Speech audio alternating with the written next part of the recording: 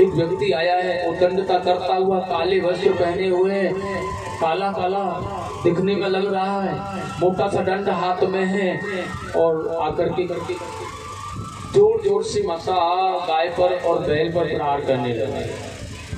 दंड हस्त चवृषलम दत्त से पुलाक्षणम, जैसे प्रहार किया राजा ने देखा है जोर जोर से, एक बहुत दुबली है बेचारी, जीर्ण है, पीटता हुआ जा रहा है, मारता हुआ जा रहा है, भगाता हुआ जा रहा है। बैल के तो 3 पैर टूटे ही हुए हैं, एक पैर से खिसकता भाग रहा है और ये जोर से प्रहार करता जा रहा है। राजा ने देखा कौन है यह पापी, एकदम से भाग करके सांत्वना दी धर्म को, बैल को, गाय को, रुक जाइए आप, मेरे होते हुए कोई भी आपको कष्ट नहीं पहुंचा सकता है। और बड़ा सुंदर कहा है दोनों से आज महाराज परीक्षित ने मां सौरभे यार सुचो डिम डिम ते प्रसलाद भयम मारो धीरम में बद्रते खला नाव मैसा।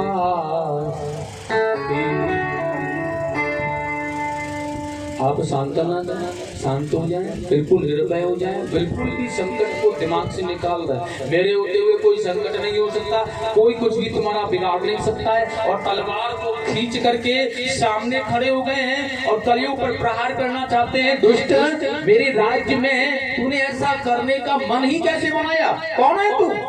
और चौनों में गिर पड़ा है और गिर करके पैरों को पकड़ लिया, गिड़गिड़ाने लगा, कांपने लगा, त्राही माम शरणागति शरणागति, हे भगवान रक्षा करो। राजा नाम तो धर्मात्मा है, रक्षा करो मेरी। राजा ने कहा कौन हो यह बताओ। परीक्षित महाराज ने पूछा कौन है आप?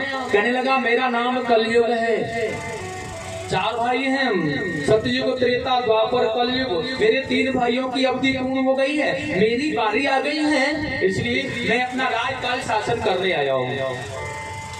परीक्षित महाराज ने कहा कैसा चलता है तेरा शासन काल? कलयुग ने कहा भगवान आपने देखा ना, अभी तो जो देखा यह कुछ नहीं था। परीक्षित महाराज ने कहा तो फिर यह बताओ आप प्राण दंड चाहते हो या बस जीवित रहना चाहते हो? हाथ जोड़ के भगवान आप मुझे कुछ समय व्यतीत करने दो, अपने छत्र छाया में। परीक्षित जी ने कहा तो एक काम करो, मेरे राज्य की सीमा से दूर चले जाओ, मैं तुम्हारा पद नहीं करूंगा। कलयुग ने गिड़गिड़ा करके कहा है प्रभु जहां तक भी नजरें डाल करके देखूं ना, वहीं आपका ही राज्य नजर आ रहा है। आप सम्राट हैं दुनिया के, जहाँ पर पृथ्वी है वहाँ आपका शासन काल है, मैं जाऊं तो जाऊं कहाँ रहूं जाकर के? राजा ने कहा ठीक है तो हम तुम्हें स्थान दे रहे हैं, वहाँ रह लेना।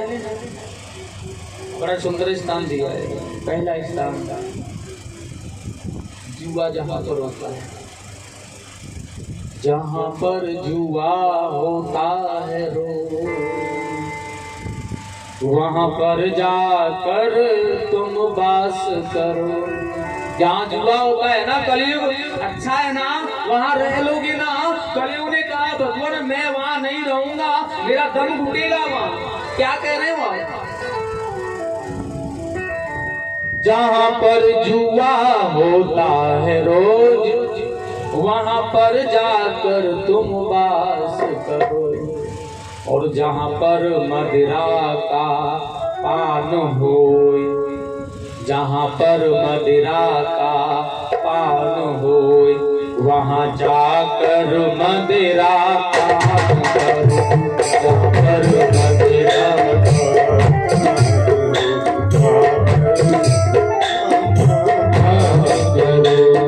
जाओ। कलयुग ने कहा भगवान दम घुट रहा है मेरा, मैं नहीं रह सकता।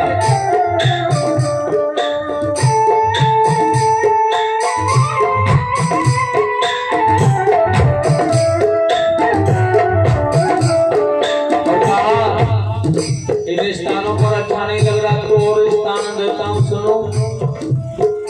जहाँ पर हिंसा वैश्य गमन, हिंसा जहाँ बुराइयां होती हैं, एक दूसरे की चुगलखोरी करते हैं, झूठ बोलते हैं, पापी हैं, पाप से प्रेरित हैं, ऐसे लोगों के पास तो रह लोगे ना। कलयुग ने कहा महात्मा बहुत हो रहा है। ठीक है, वैश्या गमन, वैश्याओं की जैसी संगति जहाँ होती है वहां रहो, आराम से जीवन यापन हो जाएगा। कलयुग ने कहा नहीं प्रभु, जहाँ पर ये हिंसा वैश्य गमन, उनके तुम दिन भर साथ रहो, उनके तुम दिन भर साथ रहो, उनके तुम दिन भर साथ रहो। कलयुग ने पैर पकड़ लिए, रुदन करने लगा, गिड़गिड़ाने लगा। परीक्षित को दया आ गई और कह दिया ज्यादा विशेष विनती है, ज्यादा विशेष विनती है, वो गलत स्वर्ण में वास करो, ज्यादा विशेष विनती है, वो गलत स्वर्ण में वास करो। अब तो वरदान दे दिया, स्वर्ण माने सोने में आप जाकर के रह लें, ऐसा वरदान दिया। पांचवा स्थान दिया कलयुग ने, कलयुग को रहने के लिए बड़ा प्रसन्न हो गया है, बड़ा अद्भुत आनंद आ गया है, चरणों को पकड़ लिया। प्रभु आपकी जैसा दयावान संसार में कोई नहीं हो सकता। बोलिए वृंदावन बिहारी लाल, ऐसा दयावान कोई नहीं हो सकता जैसे आप हो। बहुत सुंदर प्रभु, आपने मेरे जीवन को कृतार्थ कर दिया है। परीक्षित ने स्वर्ण में रहने का स्थान दे दिया, लेकिन ध्यान रखना है परीक्षित महाराज की भूल है या ज्ञान है, क्योंकि यहाँ भगवान कृष्ण ने अर्जुन को बताया है गीता में उपदेश करते हुए अपनी विभूतियों के बारे में। यह धातु में जो धातु स्वर्ण नाम की है ना, वो मैं ही हूँ पार्थ। भगवान बार बार कह रहे हैं वो स्वर्ण नाम का धातु मैं ही तो हूँ, उसमें मैं ही तो वास कर रहा हूँ, उसमें मेरा ही तो निवास है। और यहाँ मामला गड़बड़ हो गया है ना। परीक्षित ने कहा धातु नाम सोना, सोने में वास करिए आप, क्या समझे। महापुरुषों ने बड़ा सुंदर कहा है, जहाँ पर भगवान है वहाँ कलयुग रह ही नहीं सकता है। कलयुग कैसे रह सकता है? जहाँ श्री चरण गोविंद जहाँ निवास कर रहे हो वहाँ कलयुग कैसे रह सकता है? लेकिन परीक्षित ने कहा कलयुग का भाग स्वर्ण में हो सकता है। महापुरुषों ने शोधन किया इस बात का, बड़ा अलग अलग ढंग से समझा दिया है, बहुत खंडन कर दिया अलग। स्वर्ण में कलयुग रहता है, स्वर्ण में ठाकुर जी रहते हैं। कौन सा वाला स्वर्ण है जिसमें भगवान रहते हैं, कौन सा वाला स्वर्ण है जिसमें यह कलयुग रहता है? ध्यान रखना है। छलपूर्वक बल से प्राप्त किया हुआ स्वर्ण है, चोरी से चुराया हुआ स्वर्ण होता है। विषमता बहुत बुराइयों के द्वारा प्राप्त किया हुआ स्वर्ण है, वहाँ कलयुग रहता है। ठाकुर जी वहां से छोड़ करके उस स्थान को चले जाते हैं, उस स्वर्ण में भगवान निवास नहीं करते। और जो मेहनत से कमाया हुआ स्वर्ण है, जिस स्वर्ण को पहनने से पहले हमने ठाकुर जी को अर्पण किया है, ठाकुर जी के लिए समर्पित किया है, उसमें गोविंद का वास होता है। परीक्षित महाराज समझदार हैं, जानकार हैं, ज्ञानी हैं, सम्राट हैं। वह जानते हैं जहाँ पर परमात्मा है वहाँ कलयुग रह ही नहीं सकता है, लेकिन इसकी प्रसन्नता के लिए कह दिया। बड़ा सुंदर। लेकिन विषमता, राजा लोग वंचित नहीं है इस चीज से। वही स्वर्ण मुकुट धारण कर रखा है परीक्षित महाराज, वो भी जरासंध वाला मुकुट है, जिससे भगवान कृष्ण ने भीम को इशारा करके बल से छल पूर्वक वध कराया था। कलयुग स्वर्ण में सवार हो गया है, स्वर्ण से मस्तिष्क में उतर गया, और मस्तिष्क में उतर करके आज राजा के मन को बदल दिया है। कभी तृष्णा न सताने वाले, भूख प्यास न लगने वाले राजा अद्भुत शिकार खेलते खेलने की इच्छा से वन में भ्रमण करने लगे। अश्व सैनिक के इधर उधर भटक गए, आंधी तूफान का वेग आया, भूख प्यास ने ग्रसित कर लिया। संध्या हो गई, लौट करके आ रहे हैं, भूख प्यास सताने लगी। परीक्षित महाराज ने देखा मार्ग में समीप मुनि का आश्रम, अश्व को बांधा वहां जाकर के कहा महात्मा मुझे प्यास लग रही है, कुछ खाने को दो, कुछ जलपान कराओ। लेकिन समीप मुनि ध्यान अवस्था में है,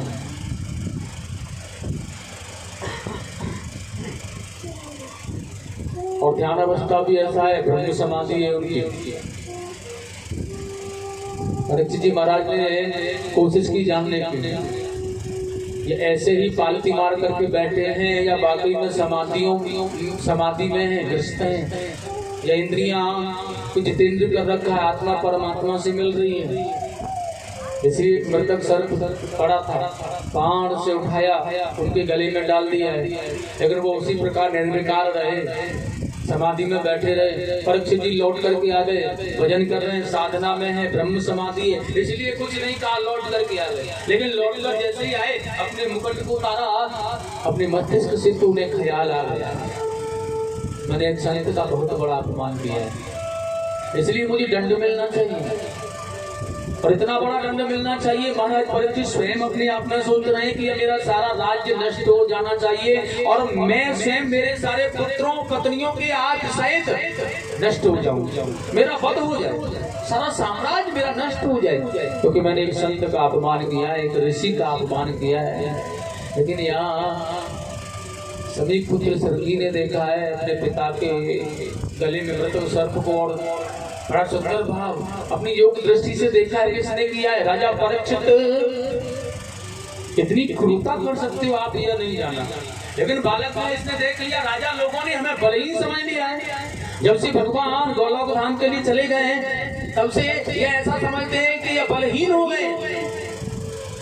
पश्चिम में बलम, राजा परीक्षित मैं तुझे अपना बल दिखाता हूँ कि आज भी हम लोग सामर्थ्यवान हैं, कितना बल है हमारे अंदर, कितनी शक्तियां हैं, कितना भजन प्रताप हम करते हैं। और अंजलि में जल लेकर के श्राप दे दिया राजा परीक्षित को। बड़ा सुंदर कहा है व्यास जी ने यहाँ पे, इति लक्तम यादम तक्षकः सप्तमेहनि, तक्षकः सप्तमेहनि, श्री कृष्ण गोविंद हरे मुरारे, श्री कृष्ण गोविंद हरे मुरारे, हरे मुरारे, हे नाथ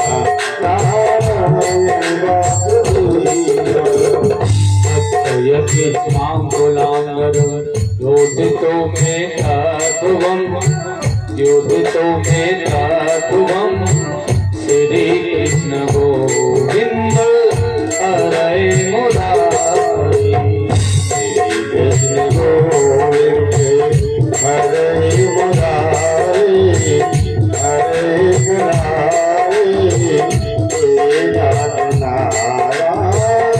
हे नाथ श्री कृष्ण गोविंद हरे मुरारी, हरे मुरारी, हे नाथ नारायण वासुदेव।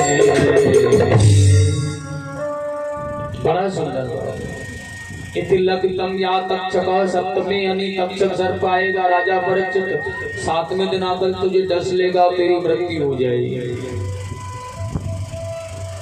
मुनि समीप ने समाधि को खोला, पता चला राजा परीक्षित को श्राप लगा। समीप ऋषि ने अपने शिष्यों को बुला करके भेजा, वहां जाकर के बता कर आओ उसे, पता तो चले। आकर शिष्यों ने कहा राजा परीक्षित को मुनि समीप पुत्र श्रृंगी का आपको श्राप लगा है, राजन 7वें दिन तक्षक आएगा, डस लेगा, तुम्हारी मृत्यु हो जाएगी, इसलिए मुक्ति का कोई भी साधन ढूंढो। परीक्षित को बड़ा आनंद आया, बड़ी प्रसन्नता हुई उन्हें, बहुत ही गदगद होने लगे।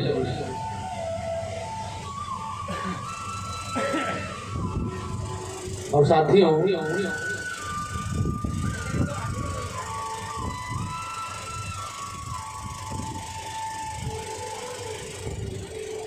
अपने पुत्र को राज्याभिषेक किया है, अपनी पत्नी को समझाया, रोने लगी।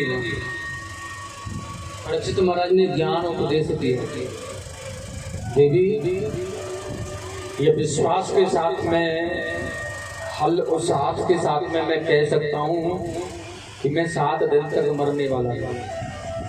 ये निश्चित दावे के साथ कहता हूँ कि मैं 7 दिन तक नहीं मर सकता। लेकिन संसार में जो आया है, जगत में जो आया सदा रह न पाया, रहता सदा वो है आया न जाया। संसार में जो आया उसके एक पल की पता नहीं है, एक श्वास की पता नहीं है, एक श्वास कब मिट जाए, कब चला जाए, कब नष्ट हो जाए। लेकिन मैं विश्वास के साथ कह सकता हूँ कि मैं 7 दिन मरने वाला नहीं। मेरे गोविंद की इतनी बड़ी कृपा है मेरे ऊपर।